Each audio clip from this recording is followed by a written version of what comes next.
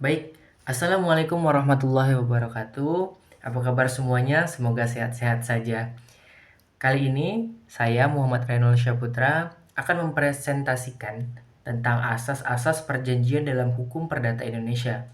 Sebelumnya, saya Muhammad Renol Syaputra ini mohon maaf apabila tidak bisa menunjukkan wajah dalam presentasi kali ini karena adanya keterbatasan tentang kamera seperti itu. Namun, ini tidak menutup kemungkinan kita untuk mengerti, untuk memahami, dan untuk belajar tentang asas-asas perjanjian dalam hukum perdata Indonesia seperti itu.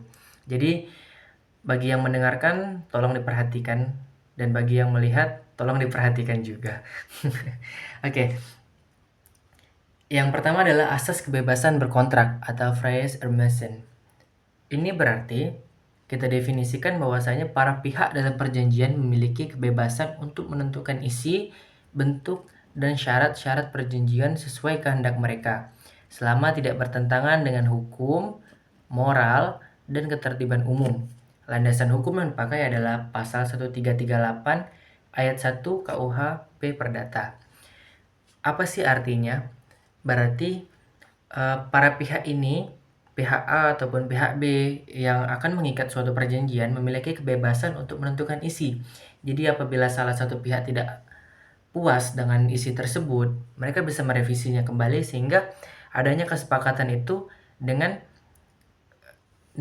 persetujuan masing-masing seperti itu. Jadi ketika sahnya suatu perjanjian ini, para pihak antara pihak satu dan pihak kedua merasa bahwasanya ini sama-sama menguntungkan, sama-sama mengikat seperti itu. Kita contohkan lagi adalah dua orang bebas menentukan harga seperti itu dan syarat dalam perjanjian jual beli mobil. Nah, jadi ketika mereka ingin melakukan penjualan mobil, jika pihak B merasa tidak puas dengan harga, mereka bisa menegosiasikannya kembali seperti itu. Namun ada juga batasan kebebasan. Contohnya seperti tidak boleh melanggar undang-undang, tidak boleh bertentangan dengan kesusilaan, dan juga tidak boleh mengganggu ketertiban umum. Yang berikutnya, ada asas konsensualisme. Berarti perjanjian sudah sah dan mengikat ketika ada kesepakatan antara para pihak tanpa perlu adanya bentuk formal atau tertulis. Landasan hukum yang dipakai adalah pasal 1320 KUH Perdata. Apa sih maksudnya? Mungkin dari kata-kata definisi tersebut itu udah jelas bahwasanya ini perjanjian lisan seperti itu. Berarti terkadang kita melakukan suatu perjanjian itu hanya berdasarkan lisan, secara lisan tanpa adanya dokumen tertulis karena terkadang dokumen itu bentuk formal seperti itu sangat sulit untuk dibuat ataupun terlalu ribet seperti itu yang menghalangi untuk membuat secara tertulis. Namun bukan berarti dengan secara lisan tersebut mereka berhak untuk memutuskan perjanjian semena-mena. Tidak, bukan berarti seperti itu. Nah, ketika ada kesepakatan lisan seperti itu, berarti kita perlu adanya seperti hak ataupun kewajiban kita untuk mematuhi perjanjian yang telah kita buat seperti itu. Jadi, tanpa adanya dokumen tertulis, sebagai seorang manusia seperti itu, kita harus mengikuti kewajiban kita, hak yang kita telah sepakati bersama seperti itu. Lalu ada asas pacta sunt servanda, perjanjian mengikat. Setiap perjanjian yang dibuat secara sah oleh para pihak harus dihormati dan dipatuhi, serta memiliki kekuatan hukum yang mengikat seperti undang-undang. Nah, itu sama seperti yang tadi, seperti itu. Jadi ketika para pihak ini membuat suatu perjanjian, kita itu juga harus menghormati atau dipatuhi sebagai salah satu seorang yang ikut dalam perjanjian tersebut.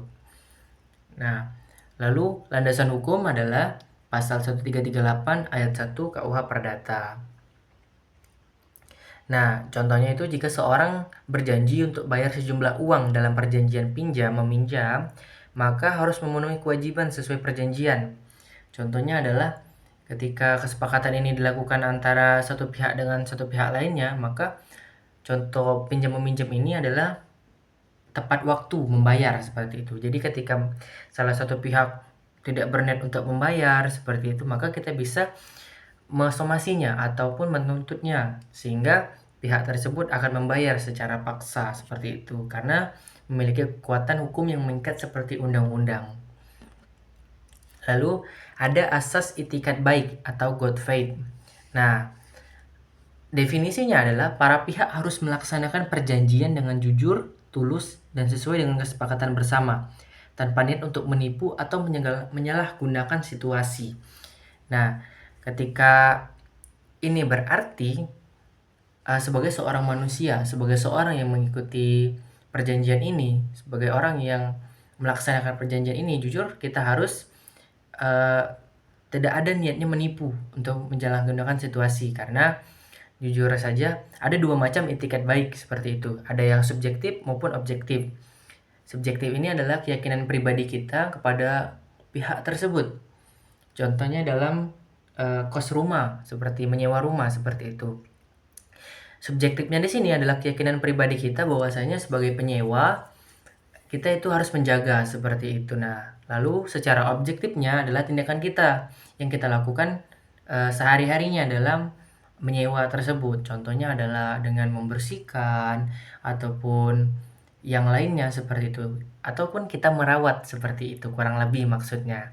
Jadi kita harus sesuai, harus melaksanakan perjanjian itu dengan jujur dan tulus seperti itu.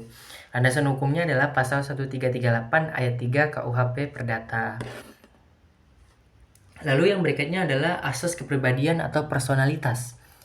Ini berarti perjanjian hanya mengikat para pihak yang terlibat di dalamnya. Hak dan kewajiban yang timbul dari perjanjian tidak dapat dibebankan kepada pihak ketiga tanpa persetujuan mereka. Apa sih maksudnya ini?